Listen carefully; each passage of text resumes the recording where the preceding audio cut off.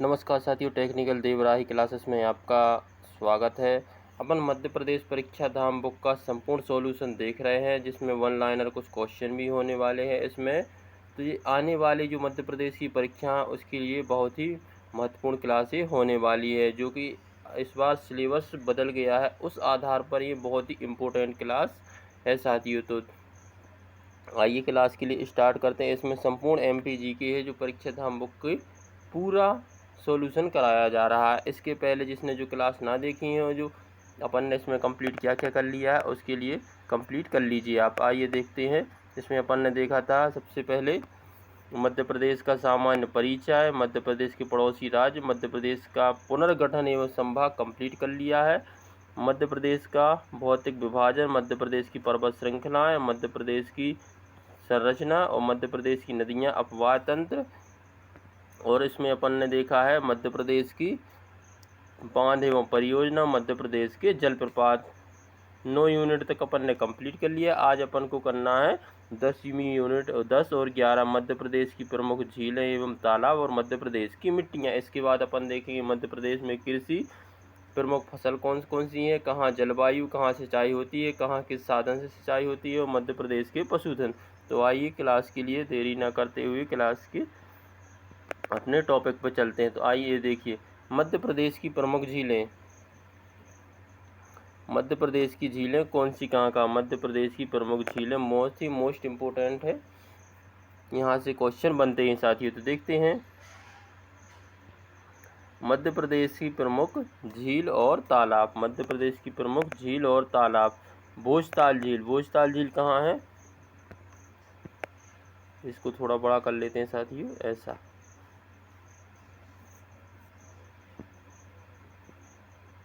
ये देखिए भोजताल झील बहुत ही मोस्ट इम्पोर्टेंट है। ये भोजताल झील भोपाल शहर में स्थित मध्य प्रदेश की सबसे बड़ी झील है। भोजताल का निर्माण परमार राजा भोज द्वारा कोलांस नदी पर मिट्टी का बांध बनाकर कराया गया था, जिसका प्रवाहित जल कालिया सोत नदी में जाता है। इसका जो प्रवाहित जल है, जो प्रवाहित होता है उसका कालियासोत नदी में जाता है। मार्च 2011 तक झील को अपर झील या बड़ा तालाब के रूप में जाना जाता था। आज भोज के सम्मान में इसका नाम बदलकर भोजताल कर दिया गया है।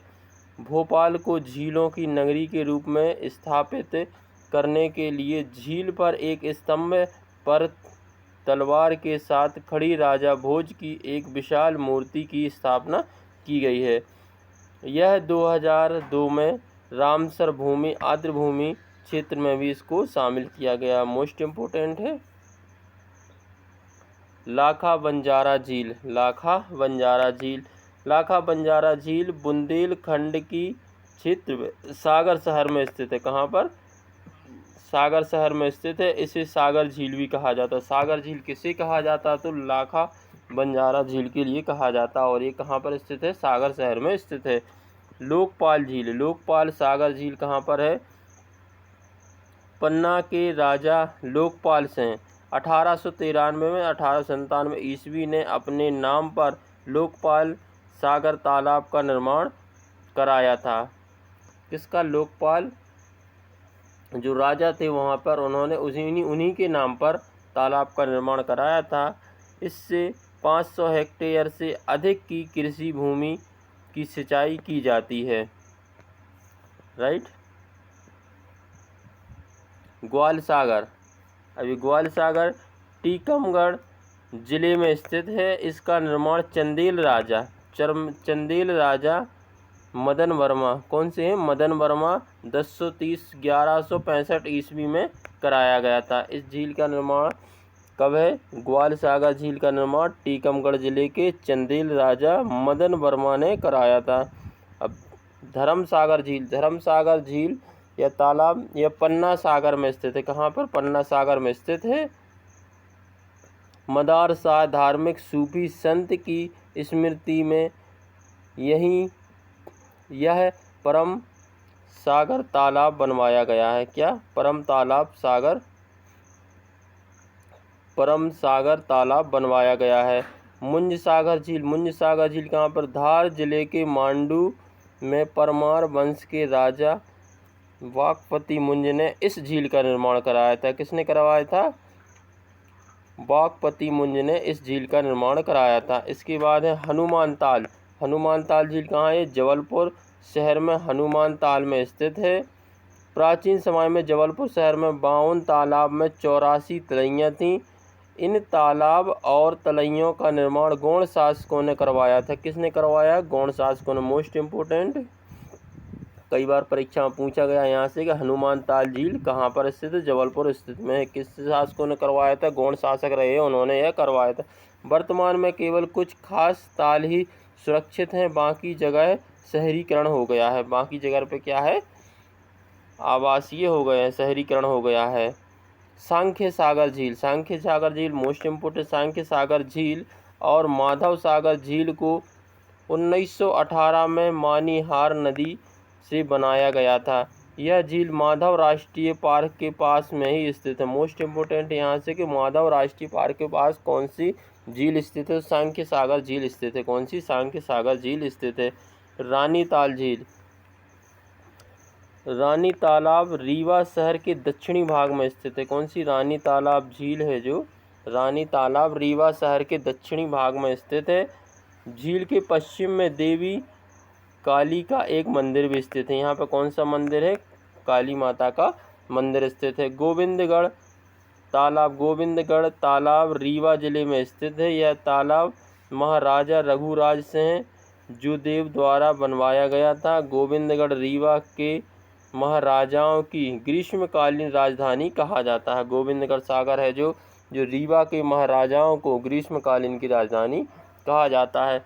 संग्राम सागर झील मोस्ट इम्पोर्टेंट। संग्राम सागर झील जबलपुर का चर्चित पर्यटन स्थल है। जो संग्राम सागर झील है जो जबलपुर, संग्राम सागर झील जबलपुर का चर्चित पर्यटन स्थल है। शहर से 15 किलोमीटर दूर स्थित इस झील का निर्माण 15वीं शताब्दी में गौड़ शासक संग्राम शाह ने करवाया था। किसने? संग्राम शाह ने करवाया था। चिड़ीखो झील, चिड़ीखो झील कहाँ पर है? तो यह झील राजगढ़ जिले के नरसिंहगढ़ में स्थित है। नरसिंहगढ़ चिड़ीखो को मालवा एक कश्मीर के नाम से जाना जाता। मोस्ट इम्पोर्टेंट कि मालवा एक कश्मीर के नाम से किसे जाना जाता है? तो चिड़ीखो के लिए जाना जाता है। अब इसके बाद आता है कि 52 ताल का शहर जबलपुर में जो तालाब थे 52, जबलपुर को 52 ताल का शहर कहा जाता है। प्राचीन समय में जबलपुर शहर में 52 तालाब में 84 तलैयाँ थीं। जबलपुर में हनुमान ताल, रानी ताल और गौआ ताल, देवताल, सपाताल, माड़ो ताल, आधार ताल, गंज ताल, परशुराम कुंड, संग्राम सागर झील जबलपुर जिले में स्थित है। झीलों की नगरी, झीलों की नगरी कहाँ पर है? भोपाल शहर को मध्य प्रदेश की झील नगरी कहा जाता है। भोपाल शहर को झीलों की नगरी कहा जाता है। भोपाल में लोअर झील है, अपर झील है, सहपुरा झील है, मनीषा झील है, मोतिया तालाब आदि झीलें यहाँ पर स्थित है, इसलिए इन्हें भोपाल के लिए झीलों की नगरी कहा जाता है। जो सिरपुर है यशवंत सागर झील जी इंदौर जिले में स्थित है। सिरपुर झील रामसर भूमि में शामिल की गई है। मोस्ट इम्पोर्टेंट है कि सिरपुर सागर झील किसके? रामसर भूमि में शामिल की गई। सांख्य सागर, माधव सागर और जाधव सागर ये कहाँ पर है? शिवपुरी में है। माधव, जाधव और सांख्य की शिवपुरी में। यह झीलों के माधव राष्ट्रीय उद्यान में स्थित हैं। मुंज सागर, कापूर सागर और यहाँ से मांडू धारा के मुंज सागर झील का निर्माण वाकपति मुंज के द्वारा करवाया गया था। जो मुंज सागर झील है जो कापूर सागर के धारा के मुंज सागर झील का निर्माण वाकपति मुंज के द्वारा करवाया गया था। आइए मध्य प्रदेश की मिट्टियाँ देख लेते हैं अपन। मध्य प्रदेश की मिट्टियाँ कौन सी मिट्टी कहाँ पर पाई जाती है? काली मिट्टी है, लाल पीली मिट्टी है और मिश्रित मिट्टियाँ हैं और जलोढ़ मिट्टी और लैटराइट मिट्टी, और इसे अन्य नाम से क्या क्या जाना जाता है? तो काली मिट्टी को 3 नामों के और इसके उपनाम आपको देखने को मिलेंगे। गहरी काली मिट्टी है, साधारण मिट्टी और क्षारीय मिट्टी, 3 और इसके नाम हो जाते हैं। ये काली मिट्टी, इसका निर्माण बेसाल्ट चट्टानों के अपरदन से हुआ है। काली मिट्टी का निर्माण किससे हुआ है? बेसाल्ट चट्टानों के अपरदन से हुआ है। अन्य नाम इसके लिए रेगुर मिट्टी, कपासी मिट्टी या चोरनोजम मिट्टी भी कहा जाता है। ये नया नाम आया है चेरनोजम। चेरनोजम किस मिट्टी के लिए कहा जाता है? तो काली मिट्टी के लिए कहा जाता है। रेगुर मिट्टी और कपासी मिट्टी तो अपन जानते थे, लेकिन चेरनोजम ये नया नाम है। क्षेत्रफल में देखते हैं तो सर्वाधिक क्षेत्रफल में लगभग 47% काली मिट्टी पाई जाती है मध्य प्रदेश में। फसल कौन सी होती है यहाँ पर? कपास है, सोयाबीन है, मूंगफली सबसे उत्तम फसल है। यहाँ पर विस्तार देखते हैं तो मालवा के पठार व निमाड़ क्षेत्र में। अब देखते हैं मालवा के पठार क्षेत्र कहाँ पर है? तो मालवा का पठार क्षेत्र जो अपना कौन सी अपन देख रहे हैं? गहरी काली मिट्टी और जी आपकी काली मिट्टी है जी, मालवा के क्षेत्र में सबसे ज़्यादा पाई जाती है। अन्य विशेषताएं देखते हैं तो काली मिट्टी स्वयं जोत वाली यानी स्लिप फ्लोशिंग होती है। काली मिट्टी का काला रंग टिटेनी फेरस मैग्नेटाइट के कारण होता है। किसके कारण होता है काली मिट्टी का काला रंग? तो टिटेनी फेरस या मैग्नेटाइट के कारण इसका काला रंग होता है। काली मिट्टी में लोहे और चूने की प्रचुर मात्रा पाई जाती है। इसमें क्या है? चूना पत्थर भी पाया जाता है और लोहे की सबसे ज़्यादा अधिकता होती है, आयरन की। काली मिट्टी का वर्गीकरण देखते हैं तो साधारण काली मिट्टी, गहरी काली मिट्टी और छिछारी मिट्टी। देखते हैं मालवा पठार का उत्तरी भाग है जो निमाड़ क्षेत्र, वहाँ पर साधारण काली मिट्टी मिलेगी आपको। मालवा का उत्तरी भाग है उत्तर साइड निमाड़ में, तो गहरी काली मिट्टी मालवा क्षेत्र और सतपुड़ा क्षेत्र में कौन सी आपको? छिछारी मिट्टी देखने को मिल जाएगी। ये देखिए साधारण काली मिट्टी आपको मिलेगी, मिश्रित मिट्टी और कछारी मिट्टी। ये उत्तरी भारत के साइड है। ये पूर्व के साइड लगा हुआ मिट्टियाँ हो जाती हैं आपकी। अब ये देखिए साधारण काली मिट्टी है और ये छिछारी काली मिट्टी है। 3 प्रकार की मिट्टियों के लिए काली मिट्टी के नाम से भी जाना जाता है। ये दक्षिण के साइड छिछरी मिट्टी मिल जाएगी और आपके पश्चिम के साइड आप देखेंगे मध्य में तो ये काली मिट्टी मिल जाएगी, और उत्तर के साइड देखेंगे तो कौन सी है? कछारी मिट्टी देखने को मिलेगी मध्य प्रदेश में। गहरी काली मिट्टी वहीं पे मिल जाएगी आपको। मृदा काली मिट्टी के लिए रेगुर, कपासी या चेरनोजम मिट्टी कहा जाता है। लाल पीली मिट्टी के लिए चलका डोरसा भी कहा जाता है। और जलोढ़ मृदा के लिए क्या है? दोमट मिट्टी कहा जाता है। और लैटराइट मृदा के लिए क्या कहा जाता है? लाल भूरी या सफ़ेद मृदा के नाम से भी जाना जाता है। ये इसके अन्य नाम है। इसके बाद देखते हैं लाल पीली मिट्टी। लाल पीली मिट्टी किस क्षेत्र में पाई जाती है? तो इसके ग्रेनाइट, इसका निर्माण कैसे होता है? ग्रेनाइट व नीच चट्टानों के अपरदन से होता है। कौन सी चट्टान है? ग्रेनाइट चट्टान है, नीच चट्टानों के अपरदन से होता है। अन्य नाम क्या है? चलका और डोरसा। कौन सा अन्य नाम है? चलका और डोरसा। क्षेत्रफल में लगभग देखते हैं तो 33% भाग पर यह मिट्टी पाई जाती है। अभी वो अपन ने देखी थी 47% पर तो आपकी काली मिट्टी पाई जा रही थी। मालवा क्षेत्र था, उत्तरी क्षेत्र था आपका, दक्षिणी क्षेत्र में साधारण मिट्टी का छिछारी मिट्टी और मिट्टी पाई जा रही थी। अब एक लाल पीली मिट्टी है, एक ग्रेनाइट की नीच चट्टानों के अपरदन से होता है। अन्य नाम इसके लिए क्या है? चलका है और डोरसा है। क्षेत्रफल 33%, सबसे ज़्यादा ये भी पाई जाती है। सबसे ज़्यादा इसमें धान की खेती होती है। विस्तार पूर्वी मध्य प्रदेश या बघेलखंड के क्षेत्र में, जो बालाघाट का क्षेत्र आता है, पूर्वी बघेलखंड रीवा साइड। विशेष मिट्टी लाल रंग फेरस। लाल रंग किसके कारण होता है? तो फेरस आयरन ऑक्साइड के कारण होता है इसका लाल रंग। मिट्टी का पीला रंग फेरस ऑक्साइड और जलयोजन हाइड्रेशन के कारण होता है। फेरस ऑक्साइड मिश्रित मिट्टी कौन सी हो जाती है? क्षेत्रफल में देखें तो ये लगभग 10% भाग पर मिश्रित मिट्टी पाई जाती है। सबसे ज़्यादा इसमें आयरन की प्रचुरता होती है। इसमें गेहूं, धान व तिल अधिक उपजाऊ फसलें होती हैं। बुंदेलखंड व विंध्य क्षेत्र में इसका सबसे ज़्यादा आपको देखने को मिलेगी। कहाँ पर? बुंदेलखंड क्षेत्र, विंध्य क्षेत्र में आपको देखने को मिलेगी। जलोढ़ मिट्टी, तो जलोढ़ मिट्टी का निर्माण होता नदियों के अवसाद जमने से। जो नदियों से बहकर आते हैं, जो अवसाद जम जाते हैं, कई प्रकार के कंकड़ पत्थर, धूल रेत, उसकी नदियों के अपरदन के जमने से इसका अन्य नाम क्या है? दोमट मिट्टी। जलोढ़ मिट्टी को दोमट मिट्टी भी कहा जाता है। और काली मिट्टी के लिए आप लैटराइट या काली मिट्टी के लिए क्या आप रेगुर मिट्टी के नाम से जानते हैं। क्षेत्रफल में देखते हैं 3% भाग पर ही जलोढ़ मिट्टी पाई जाती है। इसमें पोटास की अधिकता के कारण मिट्टी में सर्वाधिक उपजाऊ होती है। इसमें फसल कौन सी होती? गन्ना है, गेहूँ और सरसों सबसे ज़्यादा उपजाऊ फसलें होती हैं।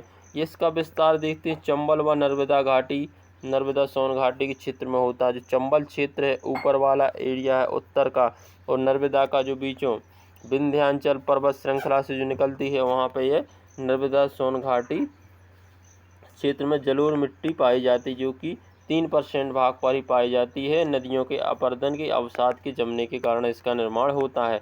लैटराइट मिट्टी देखते हैं तो अन्य नाम क्या है? लाल भूरी मिट्टी या भट्टा मिट्टी के नाम से जाना जाता है। क्षेत्रफल में देखते हैं तो मध्य प्रदेश के लगभग 2.5% 2.5 भाग पर यह मिट्टियाँ पाई जाती हैं। कमी ह्यूमस की इसमें कमी होती, मोस्ट इम्पोर्टेंट है किस मिट्टी में ह्यूमस की कमी होती? तो लैटराइट मिट्टी में ह्यूमस की कमी पाई जाती है। इसमें फसल कौन कौन सी होती है? ज्वार है, मक्का है, बाजरा है, मुख्य फसलें उपजाऊ होती हैं। इसमें विस्तार की देखते हैं सतपुड़ा क्षेत्र है, जो छिंदवाड़ा बैतूल है। मध्य भारत में देखते हैं तो मंदसौर है, नीमच, श्योपुर जी मध्य भारत क्षेत्र में लैटराइट मिट्टियाँ पाई जाती हैं। यह मिट्टी सबसे कम उपजाऊ होती है। मिट्टी क्या होती? सबसे कम उपजाऊ है। यहाँ पर ज़्यादा फसलें नहीं अपन उगा सकते हैं। यह लैटराइट मिट्टी कम उपजाऊ मिट्टी होती है। मध्य प्रदेश की आर्थिक समीक्षा 2022-23 में भारत की कुल जैविक खेती में मध्य प्रदेश का योगदान 40% से अधिक रहा है। कितना? 40% से अधिक रहा है। अब इसके बाद जो प्राकृतिक क्षेत्र में मृदा का विवरण देखते हैं तो मालवा का पठार है, यहाँ पर गहरी काली मृदा पाई जाती है। बघेलखंड के पठार में देखेंगे, जो बघेलखंड है रीवा पन्ना का पठार है, वहाँ पर लाल पीली मिट्टी पाई जाती है, जहाँ पर धान की खेती सबसे ज़्यादा की जाती है। सतपुड़ा पठार की बात कर लें, छिछरी काली मिट्टी, यहाँ पर गेहूँ सबसे ज़्यादा उपजाऊ होती है, सोयाबीन है। निमाड़ क्षेत्र में देखते हैं साधारण काली मिट्टी यहाँ पे आपको देखने को मिल जाएगी। मध्य भारत के पठार में देखते हैं, मध्य भारत का पठार यहाँ पे कछारी और जलोढ़ मिट्टियाँ पाई जाती हैं। मिट्टी के रंग के कारण कौन कौन सी मिट्टियाँ होती हैं? किस रंग के कारण कौन सी मिट्टी होती है? तो टिटेनी फेरस मैग्नेटाइट के कारण काली मिट्टी का काला रंग होता है। फेरस ऑक्साइड के कारण लाल रंग होता है, जिसे लाल मिट्टी कहा जाता है। केयोलिन जिसे लैटराइट मिट्टी के नाम से जाना जाता है। किसे? लैटराइट मिट्टी के नाम से भी इसे जाना जाता है। फसलों के लिए उपयुक्त मृदा की बात की जाती है तो काली मिट्टी होती है, जिसे रेगुर मिट्टी के नाम से जाना जाता है, जिसमें कपास और मूंगफली सबसे ज़्यादा फसलें उगाई जाती हैं। जलोढ़ मृदा की बात कर लेते हैं, यहाँ पर गेहूँ व गन्ना आप उगा सकते हैं, और लाल पीली मिट्टी में चावल, लैटराइट मिट्टी में आपको मक्का कॉफ़ी की फसलें देखने को मिलेंगी। मिट्टी बचाओ आंदोलन की शुरुआत कब हुई थी? मिट्टी बचाओ आंदोलन की शुरुआत वर्ष 1977 में हुई थी। यह आंदोलन मध्य प्रदेश के तवा बांध के कारण जल भराव और लवणता के खिलाफ शुरू किया गया था। किसके कारण? जल भराव और लवणता के खिलाफ शुरू किया गया था। अब नाली का अपरदन, गॉली एरोक्शन मोस्ट इम्पोर्टेंट। इस प्रकार के अपरदन में मृदा में बड़ी और अधिक गहरी नालियाँ बन जाती हैं। इन खंडरों को बीहड़ कहा जाता है। ऐसा पूछा जाता है बीहड़ किसे कहा जाता है? देखो, इस प्रकार के जो अपरदन से मृदा के बहाव के कारण बड़ी व अधिक गहरी नालियाँ बन जाती हैं। जब बहाव होता है नदियों का, तब वहाँ पे बड़ी बड़ी चौड़ी नलियाँ बन जाती हैं। इन खंडों को अपन बीहड़ कह सकते हैं। उदाहरण में देखते हैं तो चंबल नदी के द्वारा अवनालिका अपरदन को देखने को मिलता है, और मध्य प्रदेश में सर्वाधिक बीहड़ प्रवाहित जिले मुरैना, भिंड, श्योपुर में आपको देखने को मिलेगा। मृदा अपरदन और क्षारीय मृदा में क्या अंतर है? अम्लीय मृदा अधिक वर्षों के कारण मृदा की ऊपरी सतह में क्षारीय तत्व जैसे कैल्शियम, मैग्नीशियम आदि पानी के बह जाते हैं, ये आदि पानी में बह जाते हैं, जिसके परिणाम स्वरूप मृदा का पीएच मान 0.7 से कम हो जाता, ऐसी मृदा में हम अम्लीय मृदा कहते हैं। अम्लीय मृदा में हाइड्रोजन आयनों की सांद्रता बढ़ जाती है। हाइड्रोजन आयनों क्या होती है, इसमें सांद्रता बढ़ जाती है। अम्लीय मृदा के समाधान के लिए चूना का अधिक प्रयोग किया जाता है। इसमें क्या, चूना पत्थर का सबसे ज़्यादा उपयोग किया जाता है। क्षारीय मृदा क्या है, कम वर्षा के कारण क्षारीय तत्व जैसे कैल्शियम, मैग्नीशियम या सोडियम आदि घुलनशील होकर पानी के साथ नष्ट नहीं होते हैं और ऊपरी सतह पर एकत्र हो जाते हैं, जिसके परिणाम स्वरूप मृदा का पीएच मान 0 से अधिक हो जाता है। ऐसी 7 से अधिक हो जाता है, ऐसी मृदा 7 से अधिक होगा। उसमें क्या था, अम्लीय मृदा में 7 से कम था, क्षारीय मृदा है तो इसमें 7 से अधिक है, और अम्लीय मृदा में 7 से कम है पीएच मान, जिसका 7 से अधिक है वो क्षारीय मृदा है। हम क्षारीय मृदा, ऐसी मृदा को क्षारीय मृदा कहते हैं। क्षारीय मृदा में OH आयनों की क्या होती, सांद्रता बढ़ जाती है। इसमें क्या होती, आयनों की सांद्रता बढ़ जाती है। क्षारीय मृदा के समाधान के लिए जिप्सम व पायरेट, अभी अपन अम्लीय मृदा में चूने का अधिक उपयोग कर रहे थे इसके समाधान के लिए अम्लीय मृदा। अब ये जो क्षारीय मृदा है इसके लिए अपन क्या करेंगे, जिप्सम व पायराइट का अधिक प्रयोग कर सकते हैं। इसमें क्या है, जिप्सम व पायराइट का अधिक उपयोग करते हैं। इस प्रकार से मिट्टियों का पुनर्निर्माण अपरदन कहाँ से हुआ, किस क्षेत्र से बहाव होकर आई हैं। तो चैनल के लिए लाइक, सब्सक्राइब व शेयर कीजिए साथियों। Subscribe, like